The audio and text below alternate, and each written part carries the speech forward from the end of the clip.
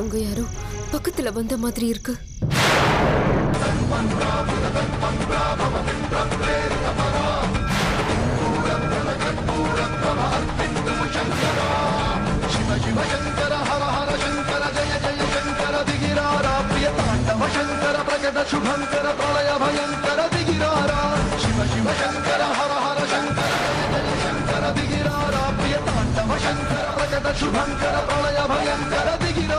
என்ன ஆச்சு உனக்கு?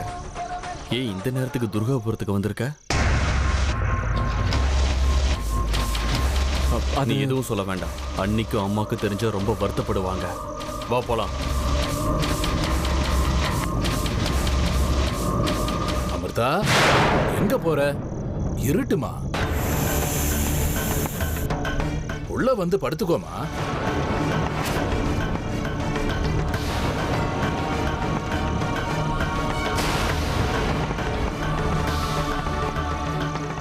ஓமா, எதுக்குப்பா உனக்கு இப்போ 30,000 ரூபா பணம்? ஆ, சரி சரி அனுப்புறேன். ஆனா நாளைக்கு இதை பாரு, கொஞ்சம் பார்த்து செலவு பண்ணு. ஆ, உன் பிள்ளைக்கு கொஞ்சம் கூட பொறுப்பே இல்லை. ராஜாவோட பரம்பரைன்னு நினப்பு. அவனுக்கு 30,000 ரூபாய 300 ரூபா கேட்குற மாதிரி கேட்குறான். விடுங்க, நீங்க என்ன கஷ்டப்பட்டா சம்பாதிச்சு வச்சிருக்கீங்க? விக்ரம் கிட்ட நைஸா பேசி பணத்தை கொண்டு போய் பிள்ளைக்கு கொடுப்பீங்க. விக்ரம் கொடுத்தா வாங்கிக்கோங்க. மேல போகும்போது இதெல்லாம் எடுத்துட்டு போவானா? முடியாதுல்ல. அவனுக்கு இந்த ஜென்மத்துல குழந்தையே பிறக்காது. என் புள்ளதான் விக்ரமோட ஆஸ்திக்கு வாரிசாக போறான். கடைசி காலத்துல விக்ரம்க்கு அவன் தான் கொல்லி போட போறான். எப்படியும் மத்த காரியங்கள் எல்லாம் இவன் தானே பண்ண போறான். அதுக்கு இப்பவே விக்ரம் வேலை கொடுத்துட்டு போட்டோம். அப்பா, உன் மூளை எப்படிமா இப்படி வேலை செய்யுது? மனுஷன் புத்திசாலி தான். அதனாலதான் கடவுள் கலியுகத்துல கல்லு ரூபத்துல இருக்காரு. இருந்தாலும் ஒரு பக்கம் பயமா இருக்கு. அந்த சரோஜாவோட தலையில சந்தான பாக்கியம் எழுதியிருந்தா நிச்சயமா அது நடக்காது. ஒருவேளை நீங்க சொல்ற மாதிரி நடக்கிறதா இருந்தா, கல்யாணமாகி 7-8 வருஷம் ஆச்சு. இந்நேரத்துக்கு அவளுக்கு குழந்தை பிறந்திருக்கணும். அதெல்லாம் நடக்கிற காரியம் இல்ல. நான் கொடுத்த மருந்து நல்லாவே வேலை செய்யுது. பார்த்துக்கிட்டே இருங்க. விக்ரமோட எல்லா சொத்துகளுக்கும் என் புள்ளதான் வாரிசு.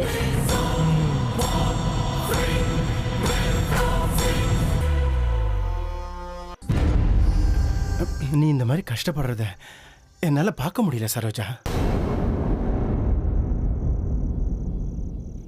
யாராவது ஒருத்தர் துடிச்சா போதும், நீங்க துடிக்க வேண்டாம். நம்பிக்கையோட இருங்க.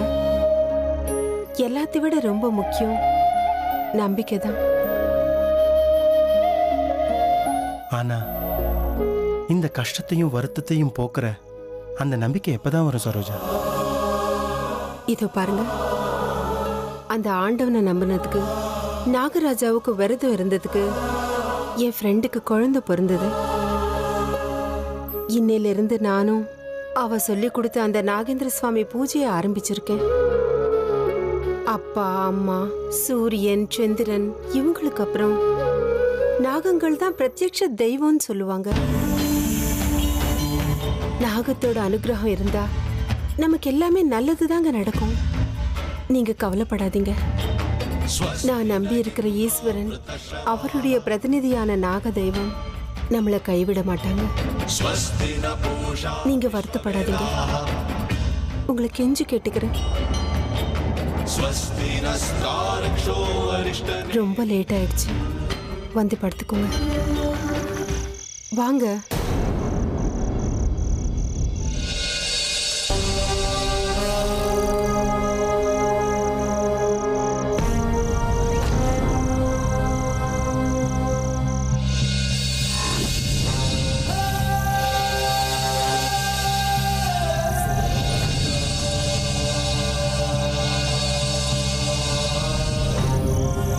ஏன் எனக்கே தெரியாம அந்த பாட்டு கேட்டு கோவிலுக்கு போனேன்? எனக்கு இப்ப என்ன ஆகுதுன்னு எனக்கே புரியலையே. கனவுல தெரியுற அந்த பொண்ணு, இன்னைக்கு கோவில பார்த்த பொண்ணும் 2 பேரும் ஒண்ணுதானே. நான் ஏன் அவ்வளவு தூரம் போனேன்? அந்த கோவிலுக்கும் அந்த பொண்ணுக்கும் எனக்கும் ஏதாவது சம்மந்தம் இருக்கா? பொண்ணும் புரிய மாட்டேங்குதே. நான் இங்க இருந்தாலும் என் மனசு மட்டும் அங்கதான் இருக்கு. ஏதோ என் மனசு ரொம்ப அலைப்பாயுதே. அந்த ராகம் என்னை தன் பக்கம் இழுக்குது. அது என்னன்னு எனக்கு தெளிவா சொல்ல தெரியல. ஏன் எதுக்கு இப்படி நடக்குதுன்னு எனக்கு புரியல. நான் மறுபடியும் அந்த கோயிலுக்கு போகணும். பகல் வெளிச்சத்துல நான் அந்த கோவிலை பார்த்தே ஆகணும்.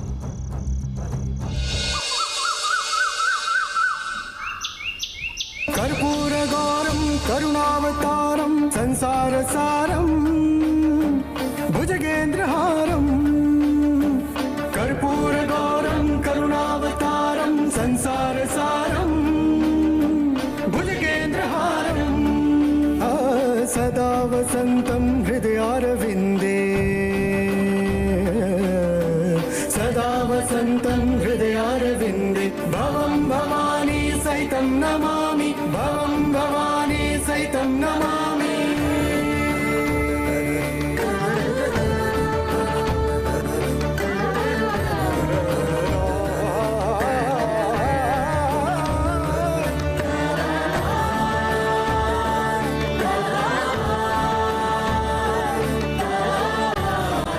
அது நான் எழுந்திருக்கிறதுக்கு முன்னாடியே இவ்வளவு வேலைகளை செஞ்சு முடிச்சிட்டேன். உனக்கு அந்த ஆண்டவன் மேல எவ்வளவு பக்தி இருக்குன்னு நல்லா தெரியுதுமா. நீ நல்லா இருக்கணும், நிச்சயம் நல்லா இருப்ப. பரமேஸ்வரா, என் லட்சியம் நிறைவேற நேரம் சீக்கிரம் வர மாதிரி செய்.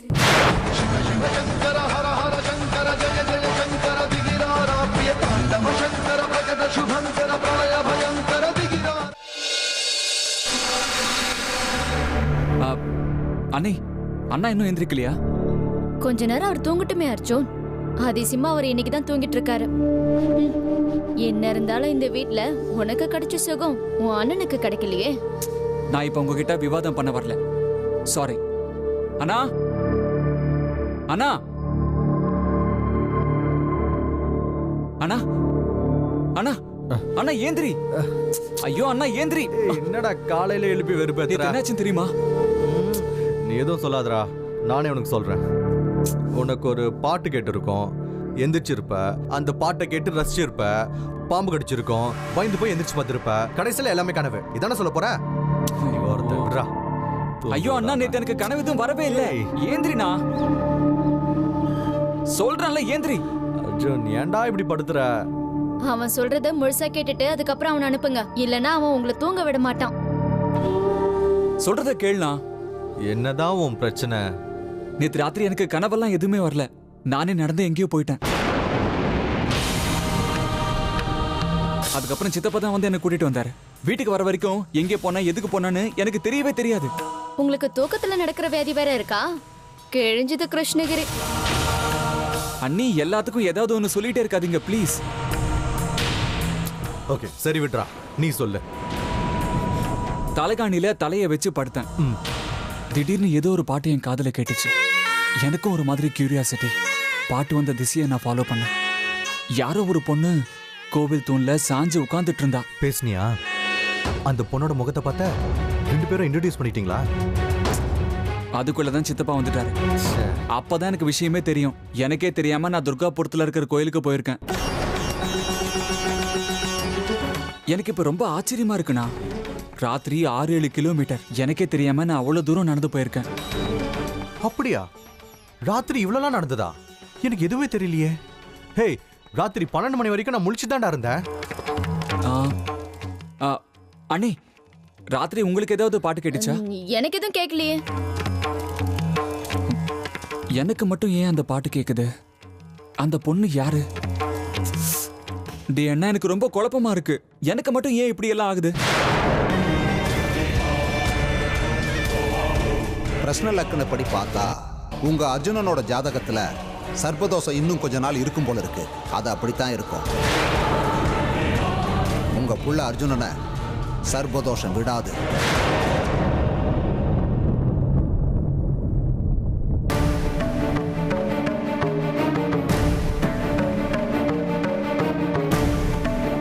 வணக்கம் புரோகிதரே. உங்களால இன்னைக்கு எங்க வீட்டு வரைக்கும் வர முடியுமா? உங்ககிட்ட ஒரு முக்கியமான விஷயம் பேசணும். அதுக்குதான் எதையாவது செஞ்சு என் பேர அர்ஜுனனை சர்ப்ப தோஷத்துல இருந்து காப்பாத்தியே தீரணும். என்னாச்சு? நான் ஏன் இந்த அளவுக்கு கவலைப்படுறேன், ஆத்திரப்படுறேங்கிறதெல்லாம் நீங்க வீட்டுக்கு வந்ததுக்கு அப்புறம் சொல்றேன். புரோகிதரே, எவ்வளவு சீக்கிரம் முடியுமோ அவ்வளவு சீக்கிரம் வாங்க. சரி புரோகிதரே, நான் ஜாதகத்தை எடுத்து வைக்கிறேன், வச்சிடுறேன்.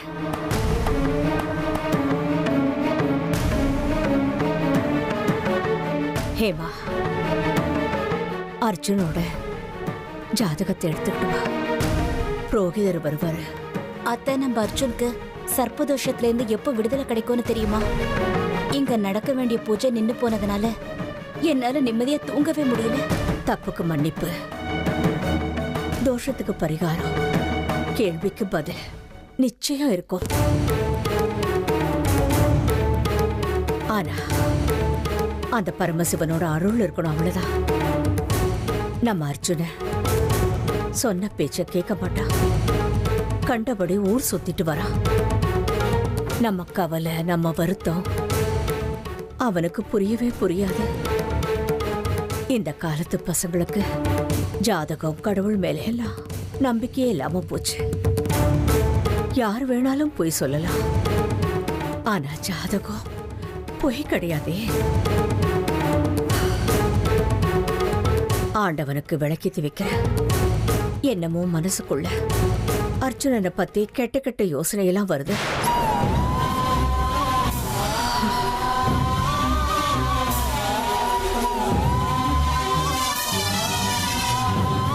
அர்ஜுன் பத்தி எனக்கும் கவலையா தான் இருக்கத்த. நீங்க வெளியில சொல்றீங்க, நான் சொல்றது இல்ல, அவ்வளவுதான். பாம்பு பேரு கேட்டாலே அர்ஜுனுக்கு ரொம்ப உற்சாகமாகுது.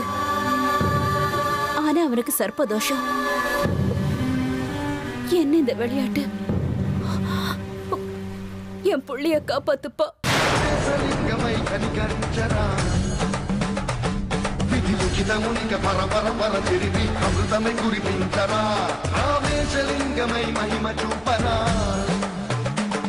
పలు శుభములగని అభయమునిడి హితము సతతము అందించరా.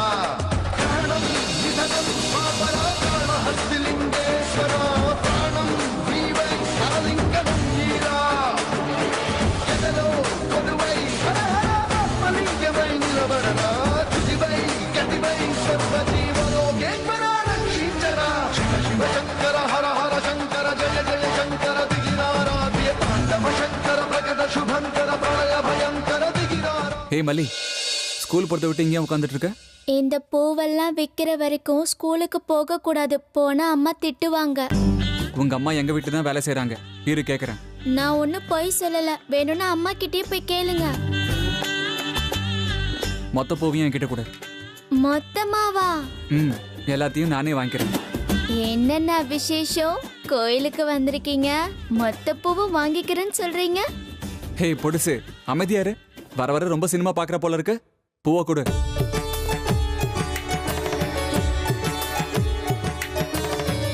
இந்தா, எல்லா பூவையும் வித்தாச்சுல, இப்ப ஸ்கூலுக்கு போ. ஸ்கூலுக்கு போற பசங்க இப்படி வியாபாரம்லாம் பண்ணக்கூடாது. நல்லா படி. படிக்கலன்னா நீ வாழ்க்கை பூரா இப்படியே தான் இருக்கணும். போங்கறல்ல.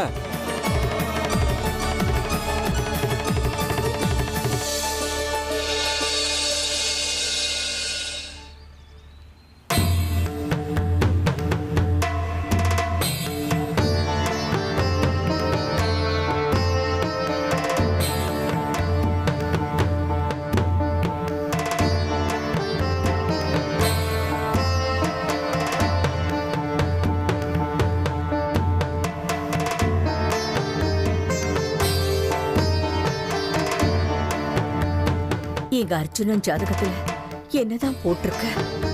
கிரகங்கள் எதுவும் சரியா இல்ல, ராசியாதிபதி பலமா இல்ல. லக்னத்துல ராகு உட்கார்ந்துருக்கான். ராகுன்னா சர்ப்பராஜா.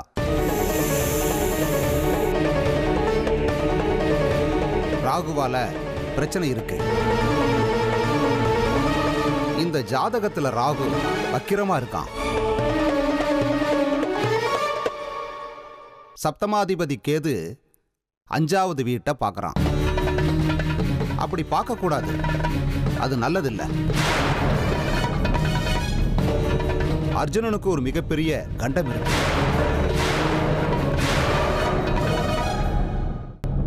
அப்படின்னா பரிகாரமே இல்லையா புரோகிதரே? என் பேர அர்ஜுனனுக்கு என்ன ஆகுங்கிற கவலையிலேயே ஒவ்வொரு நாளும் நாங்க துடிக்கணுமா? அன்னைக்கு சர்ப்பசாந்தி ஹோமம் அப்படி நின்று இருக்க கூடாது. தயவு செஞ்சு மன்னிச்சிருங்க, நின்று இருக்க கூடாது. ஏதாவது பரிகாரம் இருந்தா சொல்லுங்க. பரிகாரம் இல்லாம எந்த தோஷமும் இருக்காதுன்னு நீங்களே சொல்லிருக்கீங்க. எங்க அர்ஜுனன் உயிருக்கு ஆபத்து இருக்குன்னு தெரியும் போது நாங்க வாழ்ந்து என்ன பிரயோஜனம் சொல்லுங்க? சரிம்மா, பேர மேல நீங்க வச்சிருக்கிற பாசத்துக்கு ஏதாவது பரிகாரம் கிடைக்கலாம், பார்க்கறேன். பரமேஸ்வரா, ஏதாவது பரிகாரம் காட்டுப்பா.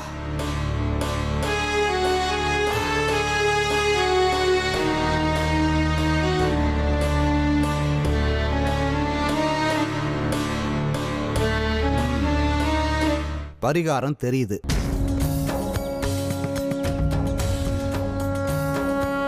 அது என்ன பரிகாரம்னு சொல்லுங்க. நீங்க என்ன சொன்னாலும் அதை நான் கரெக்டா செஞ்சு முடிக்கிறேன். அர்ஜுனனுக்கு கல்யாணம் பண்ணணும்.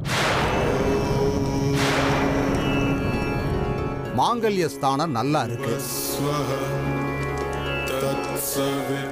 அர்ஜுனன் கைப்பிடிக்கிற பொண்ணோட மாங்கல்ய பலத்தால எந்த ஒரு பிரச்சனையும் எந்த ஒரு தோஷமும் இல்லை. சத்தியவான் சாவித்திரி கதை கேட்டிருக்கீங்களா? அந்த மாதிரி கல்யாணத்துக்கு அப்புறம் அர்ஜுனன் மனைவியோட மாங்கல்ய பலத்தால கண்டத்திலிருந்து அவன் தப்பிக்க முடியும். அதுக்கு கால அவகாசம் குறைவா இருக்கு. அர்ஜுனனுக்கு 25 வயசு முடியறதுக்குள்ள கல்யாணம் ஆகணும். ஆனா அதுக்கு நேரமே இல்லையே. எப்படியாவது முயற்சி பண்ணி ஒரு நல்ல பொண்ணை தேடி கண்டுபிடிக்கிறோம். அந்த நல்ல காரியத்தை நான் இன்னைக்கே இப்பவே ஆரம்பிக்க போறேன். ஆனா இந்த விஷயத்தை அர்ஜுனன் கிட்ட எப்படி சொல்றது? இந்த காலத்து பையன் கல்யாணம் குடும்பம்னு சொன்னா முகம் சுளிப்பானே. நானே அர்ஜுன் கிட்ட இந்த விஷயத்தை சொல்றேன். இந்த விஷயத்தை பத்தி நீங்க யாரும் அவங்கிட்ட பேச வேண்டாம். புரோகிதரே, இன்னையிலிருந்தே நான் இந்த வேலையை ஆரம்பிக்கிறேன். ஆரம்பிங்க.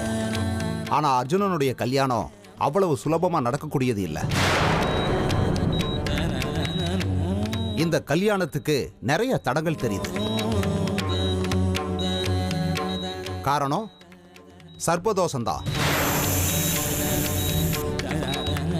கல்யாணம் ஆச்சுன்னா அர்ஜுனனோட உயிருக்கு எந்த ஆபத்தும் இல்லை. ஆனா கல்யாணத்துக்கு 1008 தடங்கள் வரும்.